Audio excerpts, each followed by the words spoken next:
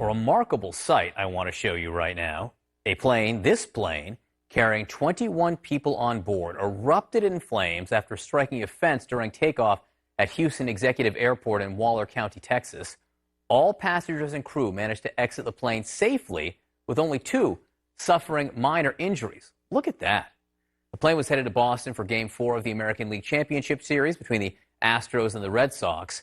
The FAA and the National Transportation Safety Board are now investigating this crash. Joining me now is CNN aviation analyst Justin Green. Justin, we're just looking at that picture, that remarkable picture of not much of a plane left.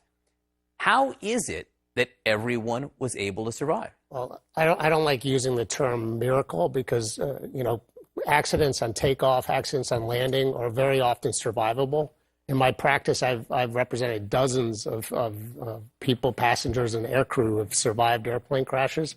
And I think the takeaway is pay attention to the flight attendants, know where the exit door is, and if there is an accident, it may happen on takeoff, and be ready to follow the instructions to get off the airplane.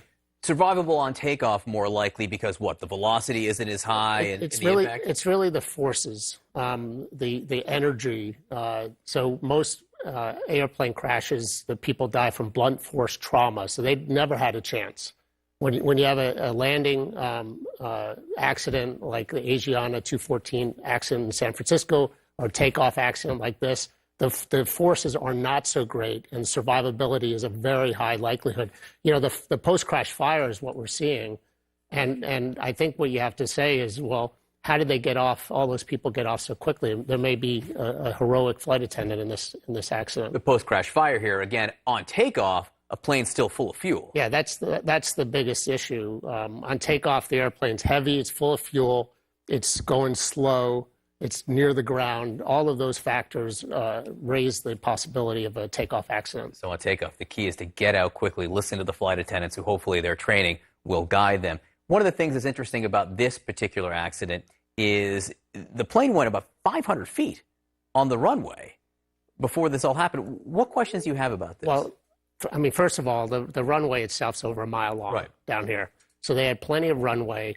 Generally, 500 feet doesn't seem that much, and I'm not sure, I haven't really gone and measured how far they went down the runway before they tried to take off. But the key is pilots on takeoff, they're always ready to abort a takeoff. They get to a point of V1 speed where it's basically decision speed. They have to go or don't go. And after that point, unless the airplane is unflyable or unsafe, the pilots are going to take off. So a problem late in the takeoff roll that doesn't really threaten the safety of the flight is not going to cause a pilot to abort. So the big question is did they abort too late? Were they not aggressive enough in how they did the abort? Those are the big questions, the NTSB. And one thing I say is the NTSB is going to find this out real quick because there's cockpit voice recorder, there's the flight data recorder, and you got 2 live pilots. Sure. So it's gonna come out real quick. Finally, as a passenger, just things you should be aware of when you get on a plane that increase your likelihood of survival. Yeah, I think the takeaway I think everyone should know is airplane crashes can be survivable, especially on takeoff, especially on landing. So pay attention to where you're sitting, pay attention to what you're wearing, have sensible shoes on, know where the exit is. It might be behind you. And pay attention to the flight crew. And sometimes you have to think about even the clothes you're wearing. Wear stuff that, isn't flammable. That's right. Justin, always great to see you. Thanks so much for coming, and nice to see you in person. Thank you.